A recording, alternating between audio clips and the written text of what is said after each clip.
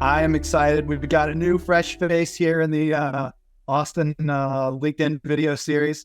Tyler Kruzan, a HubSpot strategist here at Attack. What's up, Tyler? Hey, Austin, I'm doing well. How are you? Good, good. So I love to do these videos when something organic happens. And so as I'm walking through the non-existent halls of our remote office, I hear things. And recently I heard, whoa, Tyler had this awesome presentation to the team about Apollo. It's like, Apollo, that's that Zoom Info competitor. Like, no. It's really cool. You got to see this. And I said, all right, Tyler, you're coming on. You show it to me in live time.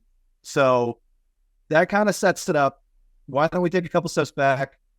What is Apollo, and what are you showing people around the offices that's so darn cool?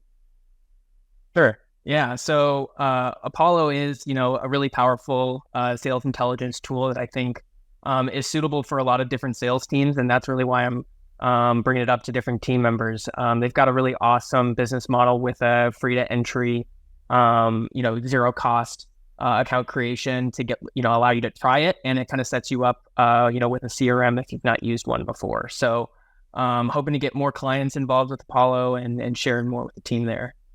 And obviously, as a HubSpot agency, we see a lot coming about the intersection of Apollo and HubSpot. Yeah, absolutely. So there is an integration set up between the two softwares. So you can enrich contacts in your own database. You can use Apollo as a sales and prospecting tool and add context into your database. I can show you that today here too. Let's do it. I asked you for the examples. Let's share your screen and let's get a good look. Sure thing. Awesome. So here is an example of the experience you might have when you are prospecting on LinkedIn.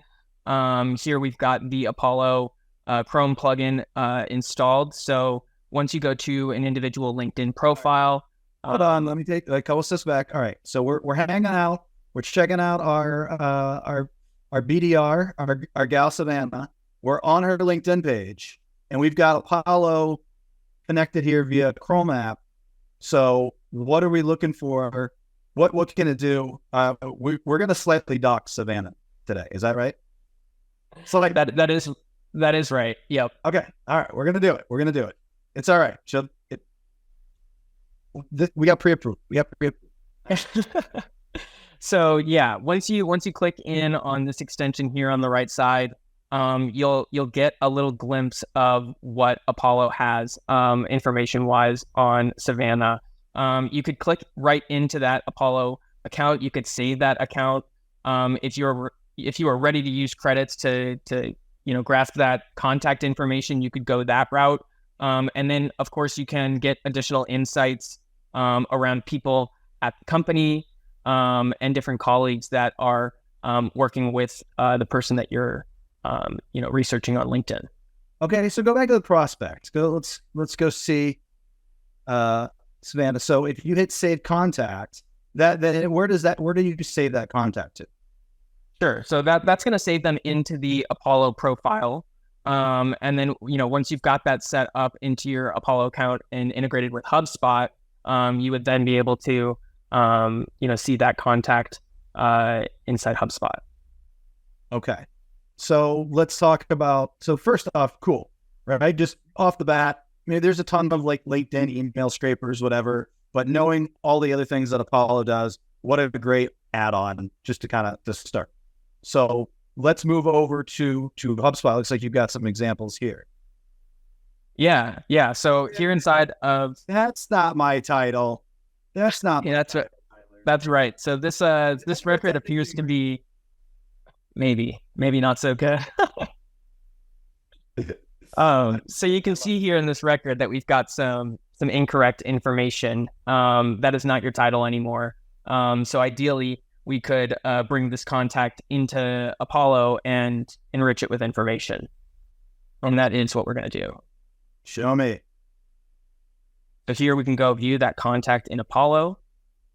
And this gives you kind of an idea of what you might experience when you create an account and begin researching contacts and accounts inside of Apollo. But here we have the ability, it's telling us the email that we have is not necessarily verified, but we can give an attempt. And, enrich that email just right here within Apollo. Do it. I'll go ahead and give that a try. And it will use 1 credit. All right, I'll pay for this. It's on me. And here we are. We've got an updated email address. Pull in your info. Yes. And I'll be sending you an email here shortly. I'll confirm that that's accurate. That's accurate. If you want to email me, that is my email address. I get tons of spam every day, so it's okay. Yeah, that's great. So it took the incorrect one that you put there and created the right email. Oh, and look, it even got my correct title, which is fantastic. That's correct. It did enrich your title and make that more up to date as well. Awesome. Okay, very cool. So then that goes back into HubSpot, and how does that work? Yeah, so automatically, as we jump back into the HubSpot contact record, you can see that your information is enriched, and that information is updated right away. Okay, so give me some use cases of how we're currently helping customers with utilizing Apollo, LinkedIn, and HubSpot all together. Yeah, absolutely. So it's not a rare circumstance where you get a list from a client that is potentially outdated. It doesn't have the correct contact information that you're needing, potentially only phone numbers, and you want to have the chance of emailing them and getting in touch with them. So you can use Apollo to enrich contact information for lists that you own, but also just being a resource that salespeople can rely on as they're doing research about the accounts that they're approaching and kind of honing in on their own strategies for working out of HubSpot.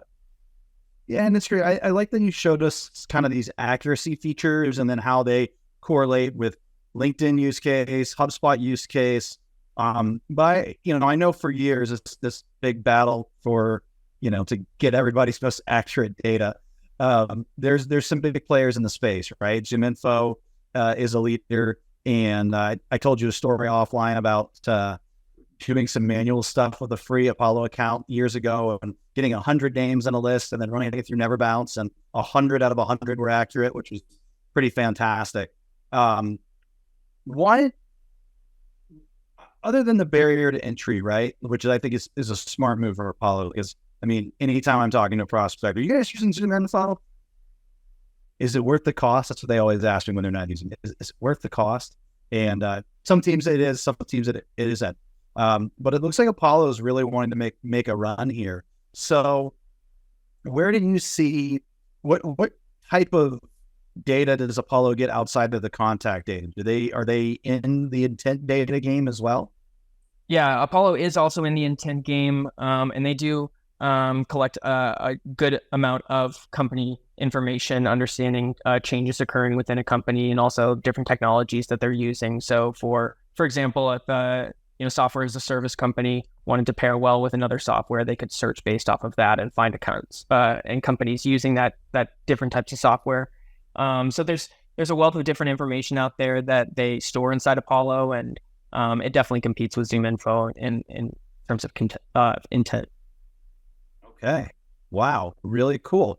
Well, my last question, what else should I know about Apollo as it relates to sales teams and HubSpot and LinkedIn that I'm not asking? What am I not asking about Apollo that's really awesome?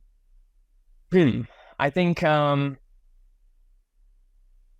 there's definitely a question to be asked around, like, how can I get started? And I think just by creating an account and playing around in the tool, you'll figure out, how you can utilize it in your own day-to-day life, whether you're a salesperson, whether you're a people ops person. It can really be used in a multifaceted way. And you can kind of use the CRM setup that it has and an environment that it lives in to apply to your position in a unique way.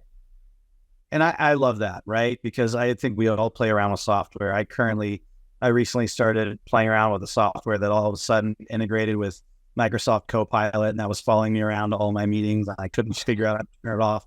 I did not like that company. Whereas something with Apollo, you get very hands-on. and you get to test those use cases, right? And it's like, it's try it before you buy it, but without even a free trial, right? It's just a free,